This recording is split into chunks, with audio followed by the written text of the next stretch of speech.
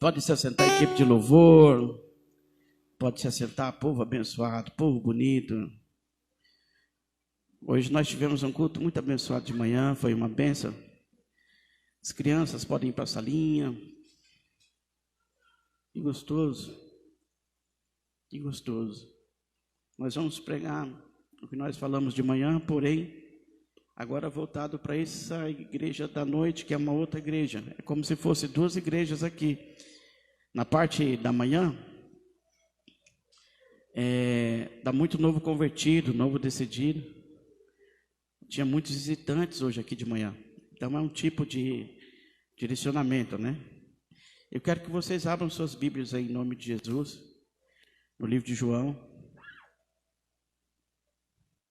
capítulo 3. João 3. João foi o homem que andou mais perto de Jesus. João foi o homem que se colocou mais perto. E o evangelho de João é diferente de todos os outros. Enquanto o evangelho de João, alguns se preocupam muito com a questão de falar da família, de falar disso, daquilo outro, e contexto muito histórico, João já vai direto ao assunto. O livro de João começa de uma forma fantástica. No princípio era o verbo era Deus, o verbo estava com Deus e o verbo se fez carne. Ele fala desse Jesus, Rei do universo. Ele está falando do Senhor da criação, do Deus invisível, do amor que se fez carne para um novo momento com a sociedade. E na hora dele puxar um pouquinho dessa questão histórica, João é muito legal. Ele puxa a pessoa de João Batista. Enquanto muitos falam de Jesus que veio lá de Maria, filho de José, ele introduz essa questão para falar desse Messias. Ele usa João Batista. E esse texto aqui fala de João Batista. O outro testemunho, João capítulo 3, versículo 22 em diante. E esse ponto é um ponto muito interessante, onde fala de algo que eu não falei de manhã, Guilherme. A alegria de João. Uma alegria não relativa. Não a alegria que o mundo crê. Não a alegria que você foi ensinado a viver. Preguei sobre isso esses dias. Uma alegria extremamente condicional. As pessoas hoje são felizes pelo que têm ou deixam de ter. Está bem, está alegre, se não está bem, não está alegre, e por aí vai. Como eu preguei esses dias, o sermão das bem-aventuranças, felizes aqueles que possuem paz de consciência, mansos de espírito, aqueles que se alegram com a verdade, os que amam a justiça, né?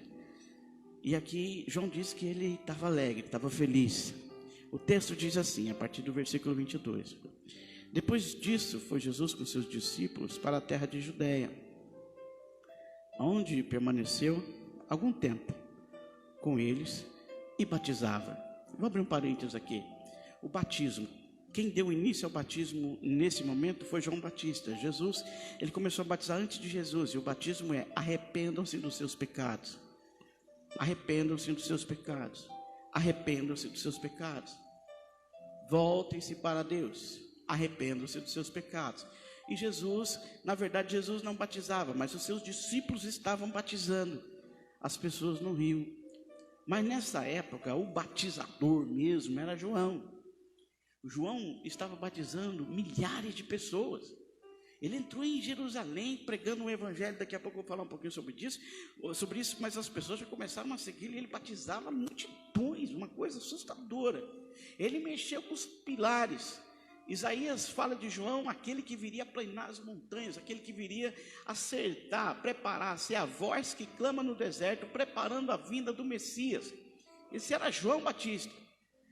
E aqui diz, nesse ponto, o seguinte: ora, versículo 23, João também estava batizando em Enom, perto de Salim, porque havia ali muitas águas para lá e o povo para ser batizado.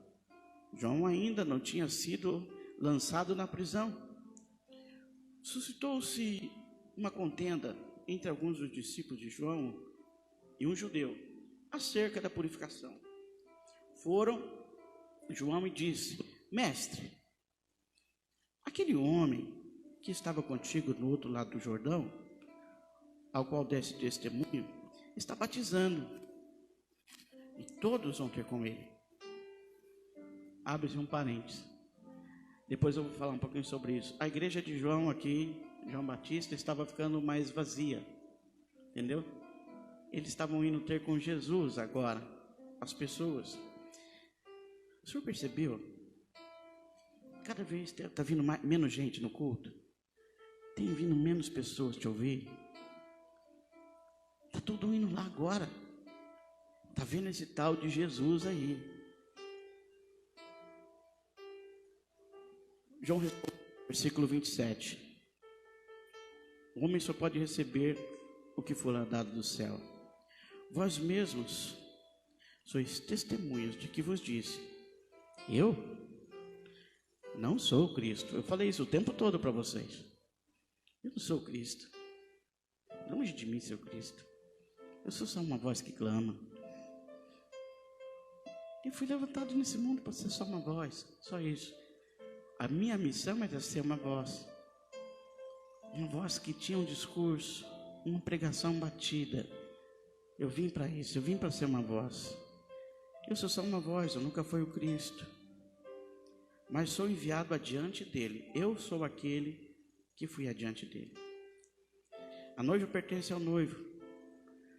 O amigo do noivo que lhe assiste espera e ouve e se alegra muito com a voz do noivo. Essa alegria é minha, agora está completa. Ele disse: agora minha alegria está completa, porque eu vim falar dele, ele veio, eu conheci, e agora eu sou amigo dele, e a minha alegria está completa. Ele surgiu, ele veio, era real, ele veio. Versículo 30. É necessário que ele cresça e que eu diminua. Amém? Contexto sobre Jesus e falando sobre o Deus invisível que se fez carne e habitou entre os homens. Ele é, disse Paulo, o Deus invisível, Senhor da criação, o Verbo que se fez carne. E para falar dessa introdução, ele falou: havia um homem chamado João. E eu quero falar um pouquinho do que João dizia. Quem era João? João era filho de Zacarias e Isabel, estéril, porém através de um milagre ela gerou um filho. O útero que era podre, o útero que era infértil, se tornou fértil, e ela gerou João Batista no ventre. Zacarias teve um empecilho, um negócio lá com o anjo, não acreditou, e o anjo deixou Zacarias mudo durante toda a gestação. Era uma família muito estranha. Zacarias era um sacerdote, cuidava das coisas do templo. Uma família muito estranha. Mais estranha ainda era uma parente de Isabel. Essa era muito estranha. Essa vinha de um lugarzinho bem fraquinho, chamado Nazaré, né? Era um lugar bem pequenininho, uma aldeiazinha bem mirradinha. E essa pessoa, Maria, ela estava envolvida num escândalo, pasmem. Naquela época, ficar grávida antes do casamento, coitada, um escândalo. E agora, a barriga de Maria começa a crescer. Um momento estranho, social. Não tinha a ver com a elite, não tinha a ver com o clero, não tinha a ver com a religião da época, esse fato. Maria resolve espairecer um pouquinho e visitar Isabel. Vai fazer uma visita, cortesia. E anda muitos quilômetros para isso. Quando ela chega, ela gostava muito de Isabel. E ela fala com Isabel, Isabel fala com ela. E a Bíblia diz que quando Maria expressa a voz, levanta a voz e se exalta, se alegra, a Bíblia diz que o Espírito do Senhor entra em João Batista num feto. João Batista era um feto. E fica ali um bebezinho, catirano, cheio do Espírito Santo no ventre de Isabel. É lindo isso, não é, gente? Isabel, nossa, que está dentro de ti é algo muito especial, porque o que está dentro de mim reconheceu o senhorio. Linda história. E João Batista então é cheio do Espírito Santo. Herodes então se levanta com a perseguição, mandando matar todas as crianças.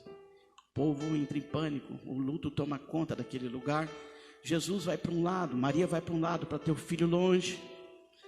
E João Batista provavelmente foi levado provavelmente, não estou dizendo que isso é certo. Há uma linha muito forte de teólogos que diz que ele foi levado para ser criado no deserto pelos essênios. Eles eram pessoas do templo que haviam se separado de Israel com uma cultura um pouquinho diferente. Não vou falar nisso agora. E João Batista foi criado. O cabelo de João Batista era nazireu. A Bíblia fala de 3 nazireus legítimos. Eram homens que não cortavam o cabelo, não cortavam a barba e não eram dadas algumas coisas. A Bíblia diz que Sansão era nazireu, a Bíblia diz que João Batista era nazireu e a Bíblia diz que Jesus era nazireu. Então, Jesus também tinha um cabelo muito grande. Jesus também tinha barba. Se ele fosse nazireu, como as escrituras dizem que o é, ele tinha barba de fato e tinha um cabelo grande. Então, João Batista foi para o deserto, dentro dessa situação, criado por pessoas estranhas, mas no deserto mesmo, gente, não pensa que era uma cidade, não, era caverna, areia, escorpião, era isso aí mesmo. A pele de João Batista com certeza foi ficando cada vez mais esturricada do sol, e o cabelo, por não ter hidratante, não ter escovinha, não ter nada, imagina como que não foi ficando ao longo dos seus 30 anos de idade. O cabelo de João Batista era muito grande, a barba de João era muito grande. E João Batista tinha uma alimentação muito estranha. Alguns dizem que era um tipo de fruta no deserto. Eu não acredito nisso, porque de fato no deserto existe um tipo de gafanhoto que é comestível, é quase do tamanho de uma mão. Então, João Batista se alimentava de gafanhoto e mel silvestre. Os essênios tinham essa alimentação, por isso que tem associação forte com os essênios. E os essênios também tinham um ritual chamado ritual da purificação com água. Por isso talvez João Batista tinha essa questão do batismo tão esclarecido dentro da mente dele. Mas é detalhe. Então, João Batista no deserto, aquele homem foi crescendo, um homem alto, magro, muito magro, e cabeludo, barbudo, e tinha um costume, aliás, uma roupa muito estranha, não era couro de camelo, mas pelo de camelo. Ele se cingia até o seu corpo todo com pelo de camelo e tinha um cinto de couro, uma figura realmente estranha, até onde você pode imaginar. Sem dúvida nenhuma, quando esse homem tomava uma chuva, o seu cheiro dava para sentir de longe. Os seus dentes, sua pele, não era muito bonito de se ver. Porém, assim era para ser. Foi formado no deserto o tempo todo, cheio do Espírito, cheio do Espírito. O Espírito de Deus tomava esse homem, até que o momento ele ouve uma voz, um clamor. É chegada a hora, João. Vai lá. João entra em Jerusalém. Caminhando em Jerusalém, ele começa então, procura um lugar. A figura de João Batista chama a atenção de toda a cidade. Todo mundo começa a olhar de forma diferente para ele. E João então começa o seu discurso, falando sobre o reino de Deus é chegado à terra, ele virá. E ele começa a pregar um discurso inflamado. Pastor, o que ele dizia? Eu vou tentar explicar para vocês o que ele dizia. Deus já vinha num relacionamento de milênios com o povo de Israel. Um relacionamento, um casamento com o povo de Israel que não estava dando certo há muito tempo. Deus já tinha feito de tudo. Israel era como se fosse aquela esposa que não gosta mais do marido. Um sentimento apagado. Porém, a fachada se mantinha de um casamento. Os rituais, os cultos se mantinham. Mas não existia mais amor, não existia mais paixão, não existia mais relacionamento visceral. Mas Israel, todavia, porém, entretanto, gostava de dizer ao mundo que eles eram de Deus, o povo de Deus, a esposa de Cristo. Isso aqui é muito controverso, está gravando isso, é muito estranho, mas é por aí. Pastor, como o senhor pode dizer isso? Ele usa, por exemplo, o exemplo do profeta Oséias. E eu quero falar um pouquinho do profeta Oséias. Quem era Oséias? Oséias foi um homem que Deus chamou e disse: Oséias, eu quero que você vá e casa com uma prostituta. Uma prostituta, Deus? Sim, uma prostituta. E ele então casa com Gomer. Ame essa prostituta. Faça tudo por ela. Oséias fez tudo por Gomer. Tudo.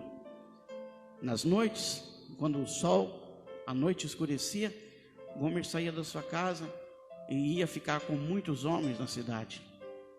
E Oséias ficava em casa. Isso aconteceu durante todo o tempo. Aí Oséias era obrigado a tê-la, a cuidar dela, a proteger. Na noite que vinha, dia novo, ia Gomer ficar com os homens. Oséias deixava cereais, frutas, debaixo da varanda. Quando ela chegava, viu os cereais, as frutas que Oséias havia deixado. E ela dizia: os homens com quem eu saí me tratam bem. Olha aí. Mal sabia ela que aquele tratamento vinha de Oséias, vinha do profeta. Por que isso? Deus explicou para Oséias: Oséias, é isso que eu sinto com meu povo Israel. Eu dou a eles a chuva temporânea, seródia, o fruto na hora certa. Eu cuido desse povo, eu amo esse povo. Mas na hora da festa, eles resolvem adorar eles mesmos ou dar louvores a Baal. Eles adoram outros deuses e dizem: foram outros deuses que nos deram isso, mas sempre foi eu que cuidei desse povo. Deus insistiu durante muitos anos nesse relacionamento com Israel. Foram várias alianças feitas, foram muitas juras, muito esforço da parte de Deus. Esse próprio texto aqui do livro de Amós, que é a nossa profecia. Abre aí para mim Amós capítulo 5, filho. Amós capítulo 5. Se você quiser ler em casa, você lê tudo. Aliás, nós já estudamos o livro de Amós. Mas Amós capítulo 5, Deus demonstra a sua frustração nesse relacionamento com a sua esposa Israel, com o seu povo. 5:21 diz assim: eu aborreço, desprezo as vossas festas, as vossas assembleias, as vossas solenidades, não me dão nenhum prazer.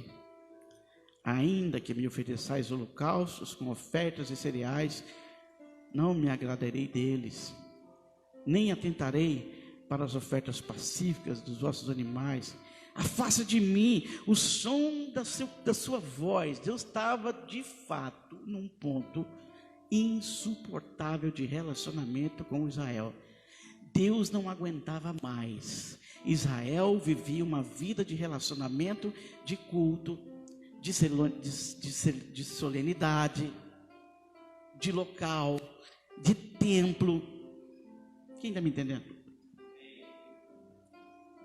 Quando Deus nunca quis isso. Deus nunca se casou com alguém e manteve relacionamento com Israel só para isso.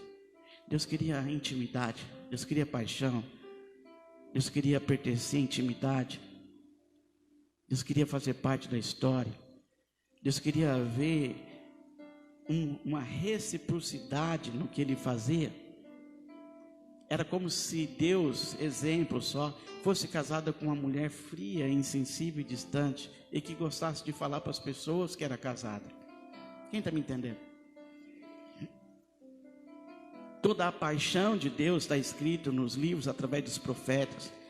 Quando Jeremias chorava, era Deus chorando. Quando Isaías falava, era Deus falando. O próprio Oséias. Deus o tempo todo mostrando quanto eu amo, quanto eu amo, quanto eu amo, quanto eu amo, quanto eu amo, quanto eu quero, quanto eu quero, quanto eu quero. Eu te desejo, eu te suporto, eu te mantenho, eu cuido de você, eu sou contigo. Olha, se você passar pelo fogo, passarei contigo, passar pelas águas. Mas tem um momento que Deus cansou, porque não houve reciprocidade. Abrindo um parênteses na ministração, hoje também não é difícil, não é sobre isso que eu vou pegar, mas compara com hoje, tem muita gente assim. Relacionamento com Deus é de vez em quando, é na igreja, é quando sente, é quando dá vontade. Oferta, então nem se fala. Dízimo, meu Deus, Uma igreja de 200 pessoas, se tiver 100 dizimistas fiéis, é muito. É um povo distante, um povo frio, um povo que olha para Deus como se Deus tivesse que manter esse relacionamento. O senhor não é amor, então o senhor tem que me suportar. O senhor não é amor? O senhor não é amor, então o senhor tem que me aguentar. Não foi eu que pedi para vir, o senhor que me trouxe, agora me aguenta. E acha que a vida vai ser assim o tempo todo. Posso te dizer um negócio? Não é assim. Quando Israel achou que Deus ia suportar, vem surgindo como um renovo em meio à terra seca. O Verbo, o Criador dos céus e da terra, começa a se encarnar e vem para o mundo para escolher uma nova noiva, desfazer uma aliança e fazer uma nova aliança. Agora vem João Batista dizendo: ei, Deus cansou de vocês. Deus cansou de você, Herodes, Antipas. Deus cansou de você. Você é um adúltero, é um pecador. Deus cansou de você. Ei, povo, vocês roubam, vocês enganam. Aí ele esbraveja com aquele jeito estranho de ser, aquele jeito atípico de João Batista. Começa a dar tapa nas pedras, púlpitos de Jerusalém, dizendo: arrependam-te, pois, dos seus pecados e da sua imundícia. É chegado o reino de Deus. E as pessoas começam a ouvir João Batista. Olha que incrível. Herodes então se enraivece. Herodias, mulher de Herodes, que não era na verdade mulher de Herodes, era mulher do irmão de Herodes, começa a criar uma rixa, expulsa Herodes da cidade. Manda Herodes vai para o deserto mais profundo, lá onde só tinha escorpião, não tinha ar-condicionado, não tinha microfone, não tinha louvor, não tinha nada. Mas quando ele abria a boca, as multidões corriam para o deserto, mulheres com crianças no colo, gente, todo mundo para ouvir o pregador João Batista. O que esse homem tem? Quando ele fala é tão diferente, quando ele fala é tão estranho. Quando ele fala, a gente fica em pânico. O que esse homem tem? E ele dizia: eu não sou nada, eu não sou ninguém, mas estou falando de um que é. Ele virá, e na verdade ele já está entre nós.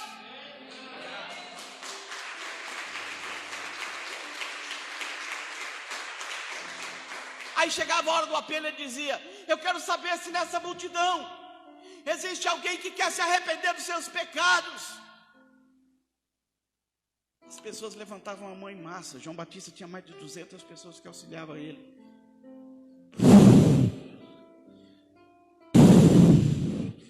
Você arrepende dos seus pecados, filho? Sim, eu me arrependo.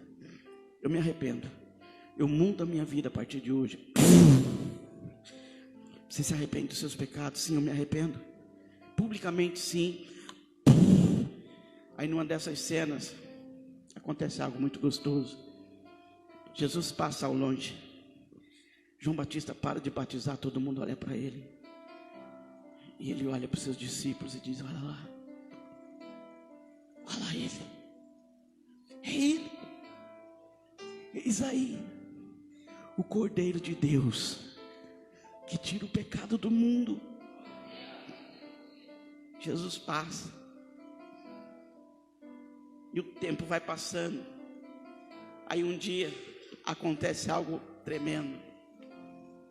João Batista suado, cansado, milhares de pessoas, uma multidão acompanhando. João Batista não fez um milagre, não fez um sinal, não curou alguém. Quando João Batista veio, deu-se início ao reino de Deus. Escuta isso agora em nome de Jesus. Parou-se as barganhas. Quem está me entendendo? Os holocaustos. Agora é a hora do reino de Deus, em espírito e em verdade, a palavra. Por isso que vocês estão aqui ouvindo com esses olhos assim, tão vidrados em mim, porque o Espírito de Deus habita em vocês. De repente, lá no monte vem descendo alguém, e ele está ali batizando, Guilherme.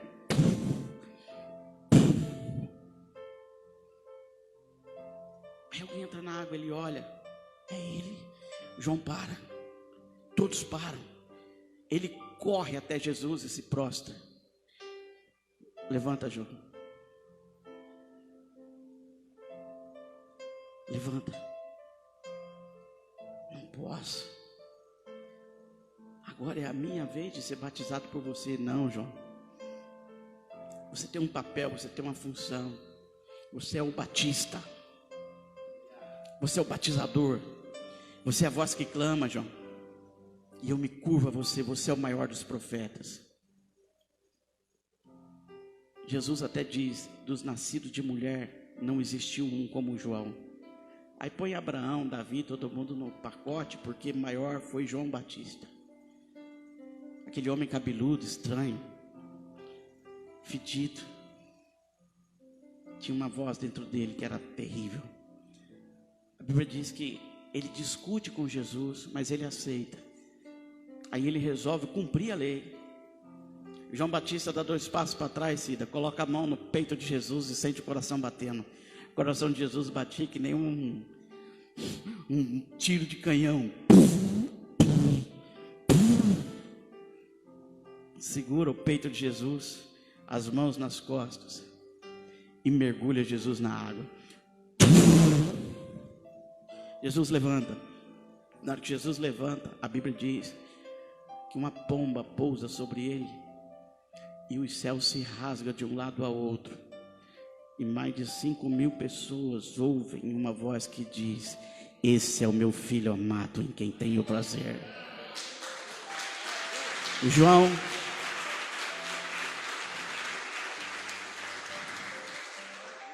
fica atônito, porque é por isso que ele disse: a minha alegria é completa, porque eu ouvi a voz dele. Acabou a missão de João. Jesus vai para o deserto para ser sentado, e começa o ministério de Jesus e começa a crescer, andando de cidade em cidade. Com isso vem um segundo momento da vida de João. Herodes manda prendê-lo. João fica 30 dias preso. 30 dias. Quando ele chega na cadeia, logo de cara, os presos olham e falam: nossa, é João Batista, cria um alarido na cadeia. Né? E o tempo passa. 1 dia, 2, 3, 4. João vai passando muita privacidade, muita necessidade ali na cadeia. Cadê o púlpito? Cadê os holofotes? Não tem mais. Cadê as pessoas? Não tem mais. Aí João diz algo muito interessante, já no finalzinho na cadeia. Ei, de mais de 200 discípulos que ele tinha, só 2 ficaram perto dele. Ele chama os 2. Ei, faz favor um pouquinho.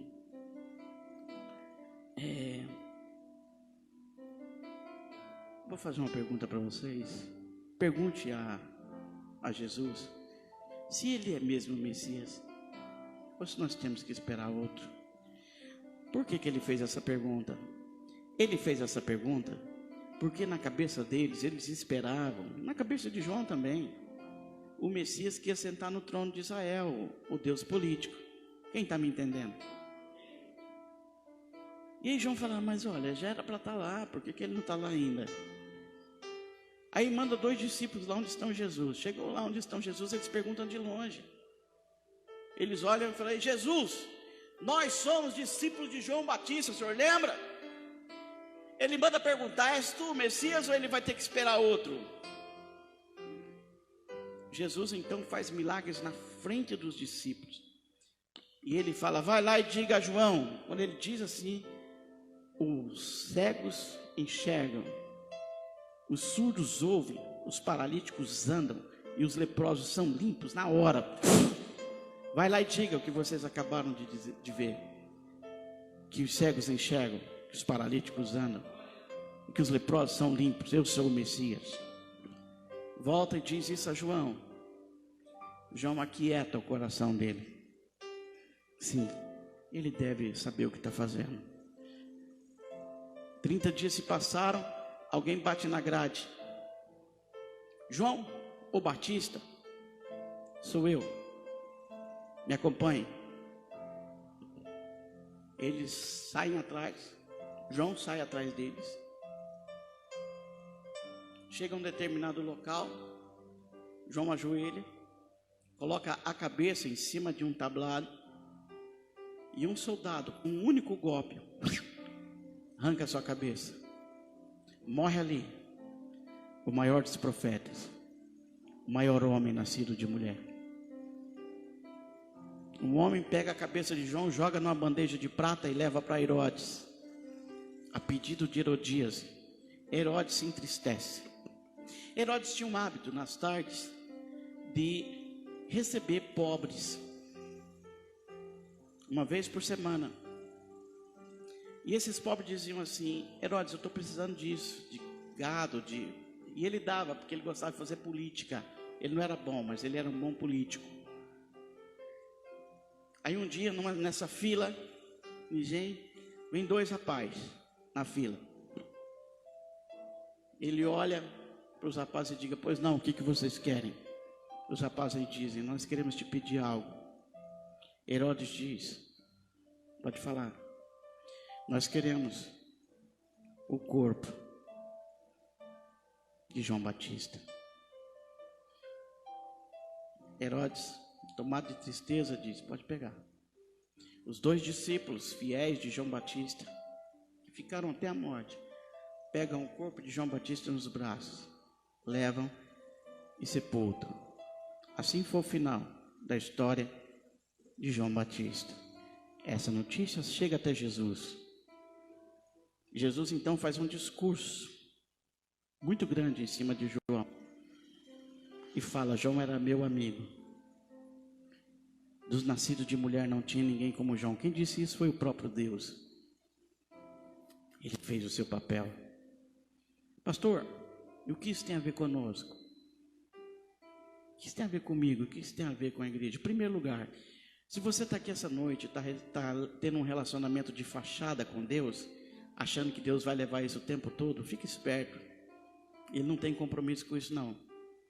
Está na hora de rever os nossos relacionamentos.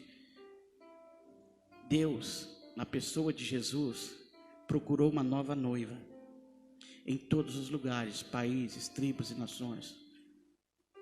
Negros, japoneses, na África, na Alemanha, nas Moreninhas e aqui na CNF. E começou um novo relacionamento de amor, não só aqui, mas fora. Quando você está no trabalho, quando você está na sua casa, quando você está no seu escritório, quando você, jovem, está na escola. Ele quis te amar e quis ser reconhecido. Deus hoje tem uma noiva que não se envergonha dele. Deus hoje tem uma noiva que sim comete erros, mas o noivo as perdoa, ama, porque ela o ama. Serei amado por eles.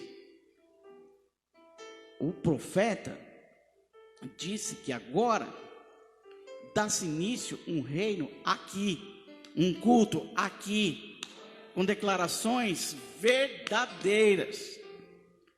Não é mais de domingo em domingo, de quinta em quinta, ou pela live, como tem gente assistindo agora. Esquece isso. Isso é bom, isso é comunicação. Mas você que está me assistindo agora no Instagram, e você que está me vendo aqui, é chegado um tempo de um relacionamento visceral, sem conversinha. O tempo todo, dia e noite, noite e dia. Deus quer ouvir declarações calorosas, apaixonantes, quando ninguém estiver olhando. Você está me entendendo? Deus não quer só ouvir louvores aqui, quando a igreja está cheia. Deus não quer ouvir declarações de amor aqui, na fachada. É chegado um momento, igreja linda do Senhor, onde o meu Deus vai começar a ouvir declarações de amor no quarto, no serviço, na escola, na vida. Eu acredito que o Evangelho levantou um povo apaixonado. Tem um povo apaixonado aqui, tem um povo apaixonado aqui, que não tem vergonha do esposo que virá, que não tem vergonha do noivo. A profecia de João Batista se cumpriu, o verbo se fez carne, habitou entre os homens, e é chegado um novo momento. João Batista, o precursor, o que avisou o mundo sobre o nosso casamento com ele. Por isso que ele disse: eu sei que é chegada a minha hora, mas eu estou feliz, porque eu cumpri o meu papel. Primeiro ponto. Segundo ponto, só vou falar 2 hoje. Aprendeu com João e com Jesus, cumprir a missão. Como assim, pastor? Volta ao início do culto. O mundo está sendo visitado pelo espírito da morte, da enfermidade, do pânico. Demônios saíram do inferno, estão aí colocando as famílias em pânico. As pessoas estão amedrontadas. Você anda na rua, a rua está triste porque as sombras chegaram. Príncipes malignos por trás de um sistema desgraçado, oprimindo as famílias, os senhores, as senhoras. As pessoas estão morrendo. Acima de 60 anos, milhares de pessoas já morreram, ainda algumas milhares vão morrer. Os hospitais estão lotados, o mundo está em pânico, está em trevas. E aí, pastor, o que isso tem a ver comigo? Quem aqui é noiva do Cordeiro, diz amém. Dê um amém mais forte. Quem aqui é noiva do Cordeiro, diz amém. Ele escolheu você com um propósito. Você é o sal da terra e a luz do mundo. O mundo precisa entender que a luz brilha e que as trevas vão recuar mediante a tua oração, mediante o teu louvor, mediante a tua adoração. Para os príncipes do inferno desse tempo, para as enfermidades malignas dessa hora, eu quero dar um recado. Se levanta em nome de Jesus, uma noiva poderosa para lutar por esse mundo. Vós sois o sal da terra e a luz do mundo, a noiva do Cordeiro. João Batista foi a voz que clamava que ele viria, e nós somos a voz que vai dizer: ei, ele veio, e nós somos dele, e ele é meu. Eu sou a noiva do Cordeiro. Eu não brinco de igreja, eu não brinco de cantar, eu não brinco de adorar, eu não brinco de comprometer. Israel brincou e ainda hoje muita gente brinca, mas nós não. Nós estamos aqui para adorar, para amar em espírito e em verdade, porque assim convém que o seja. Quando a gente canta, canta com verdade. Quando a gente prega, prega com intensidade. Quem está me entendendo isso aqui? Se o Espírito de Deus está tocando o teu coração e está dizendo que você precisa acertar o seu relacionamento, hoje é o dia. Não por causa de você. Como assim, pastor? Não por causa de mim? Não por causa. Hoje não é por causa de você. Como assim, pastor? Não é por causa de mim? Não, não é. Hoje é porque Deus precisa de você, porque nós estamos em guerra. O mundo está perdido. As pessoas estão em pânico. Não há paz. O luto tomou conta das esquinas. Os fúnebres, as cerimônias, os funerais estão extremamente tristes. Agora, enquanto eu estou falando com você, pessoas estão angustiadas, sem poder respirar. As pessoas estão sem respirar. Quem está me entendendo isso? As mães estão em pânico com filhos doentes. Os filhos estão em pânico. A minha mãe está no UTI, está no CTI, está mal, vai morrer. Para onde eu vou? Para onde eu irei? Quem pode ser por mim? Eu digo a todos aqueles que estão sofrendo, o que disse Jesus: vinde a mim todos vós que estão cansados, sobrecarregados e oprimidos. O evangelho não mudou, e eu vos aliviarei, e vou usar a minha igreja para isso. Enquanto a igreja estiver na terra, a paz. Enquanto a igreja estiver na terra, a cura. Enquanto a igreja estiver na terra, a ressurreição dos mortos. Nós somos os portadores da esperança, a luz do mundo e o sal da terra. Se você crê nisso, se expressa na presença dele. Não fica parado não, se expressa na presença dele. Nós somos a sombra do deserto, a água fresca desse mundo, o pão da terra. Nós temos isso através da nossa pregação. Pastor, o mundo está sem esperança. Não está não, tem você. Pastor, o mundo está sem paz. Não está não, tem você. Pastor, o mundo está enfermo. Não, você tem a cura. O mundo está triste. Não, tem você que é a vida. Você é a noiva do Cordeiro. Edificaria a minha igreja, e as portas do inferno não prevalecerão contra ela. Mas tem um preço. É aí onde as pessoas param. Porque nós não somos uma lâmpada que brilha. Nós somos uma vela acesa. Qual a diferença, pastor? A lâmpada brilha e busca o brilho por si só. É brilho por brilho. A vela é comprometida com a luz e morre para que a luz permaneça acesa. João Batista morreu. Jesus morreu. Pedro morreu. Tiago morreu. Paulo morreu. Ainda tem alguém aqui querendo ser sal da terra e luz do mundo? O chamado de Jesus é para que você entenda essa noite. Eu quero, Senhor, envia-me a mim.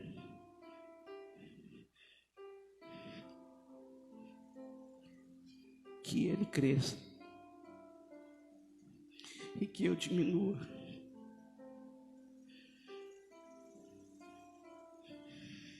Ainda que eu desapareça, que o teu evangelho seja pregado e o Senhor seja louvado. Ele é a voz que preparou o povo para a chegada do Messias. E nós somos a voz que leva o povo para o céu. Nós somos a voz que clama nas trevas. João Batista clamou nos desertos e nós somos a voz da escuridão. Edificarei a minha igreja e as portas do inferno não prevalecerão contra ela. Aonde estão essa noite as pessoas que estão dispostas a morrer pela causa? Aonde estão essa noite as pessoas que estão dispostas a morrer pela causa? Aonde estão essa noite as pessoas que estão dispostas a morrer pelo Evangelho?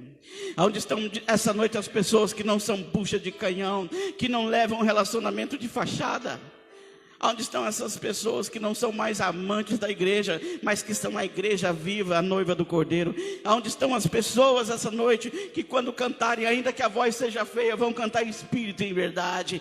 Onde estão essas pessoas essa noite? Diz o Senhor, eu quero usar pessoas para que quando elas dobrem os seus joelhos no seu quarto, ela ora e ela declara, e o meu espírito invada as UTIs, os hospitais. Pela oração dessas pessoas eu quero curar este mundo. Eu vou curar esse mundo, diz o Senhor, através da oração da minha igreja.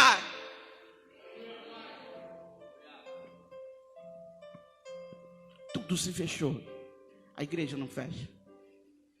Minha igreja cresceu na pandemia.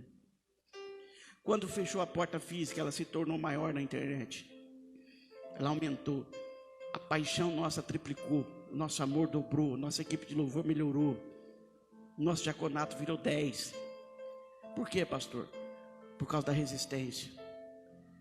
Nós crescemos na pressão.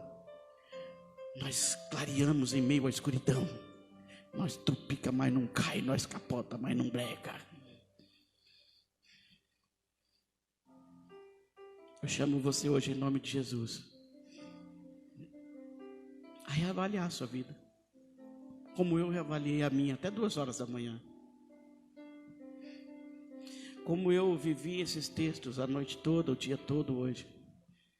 Não é a primeira vez que estou chorando por causa desse texto hoje, porque eu sei que eu posso dar mais, eu sei que eu posso melhorar, eu sei que eu posso morrer um pouco mais. Deus me perdoa. Eu ainda estou muito querendo salvar a minha vida. E é assim que eu perco. Me perdoa. Eu entrego a minha vida ao Senhor essa noite. Usa-me como um farol que brilha à noite, como flecha que acerta o alvo. Usa-me. Usa-me como exemplo, para que as pessoas saibam que só há um Deus em Israel.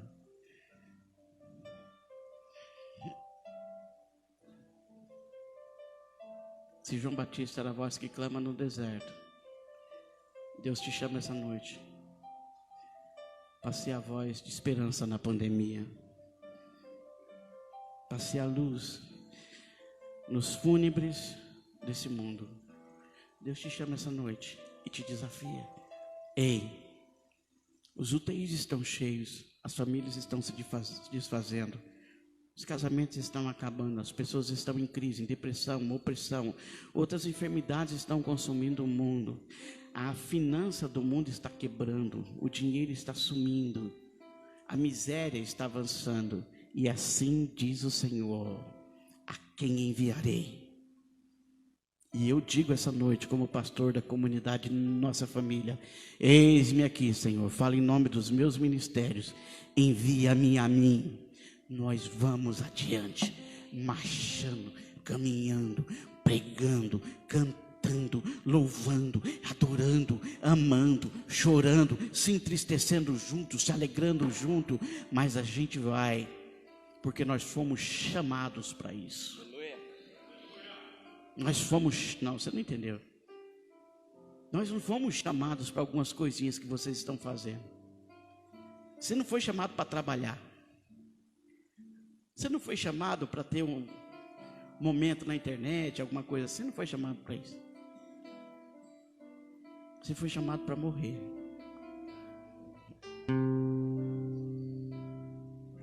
Para morrer, pastor, sim, para morrer. Mas fique em paz. Um dia, e esse dia virá, vai ter uma grande reunião em um lugar muito distante daqui. Vai ter uma grande reunião. Essa reunião está descrita no livro de Apocalipse.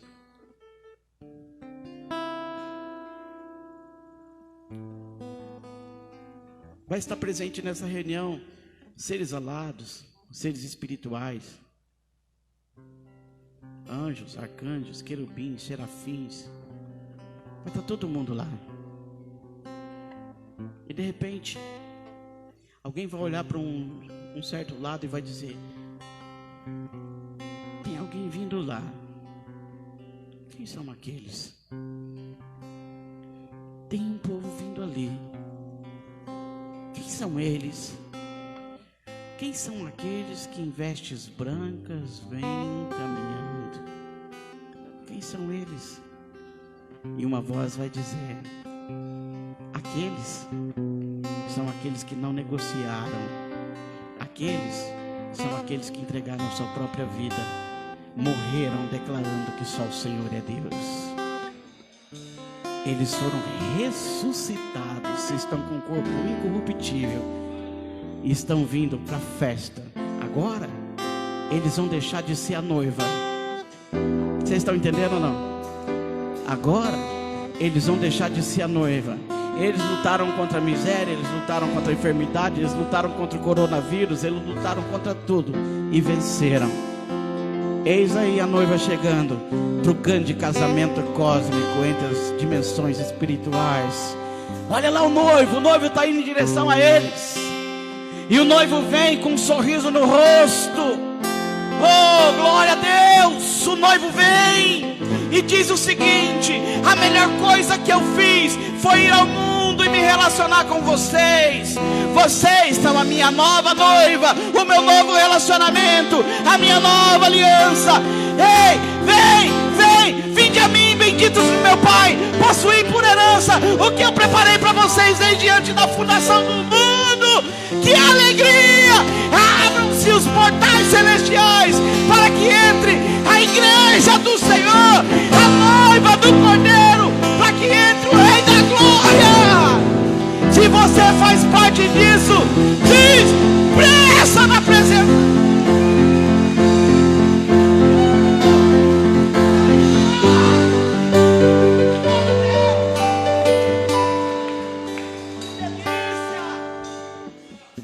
Eu te chamo a lutar hoje mais um pouco. João recebeu uma espada no pescoço. Paulo recebeu uma espada no pescoço. Pedro foi crucificado de cabeça para baixo. Tiago foi morto de uma forma assustadora. Outros foram fritados em óleo, cerrados pelo meio. Viveram escondidos em caverna, mas o mundo não era digno deles. Eu estou chamando pessoas hoje a assumir um compromisso real, visceral, verdadeiro, intenso, com o Criador dos céus e da terra essa noite. Ele pergunta para você: eu estou atrás de um novo relacionamento. Quer se relacionar comigo?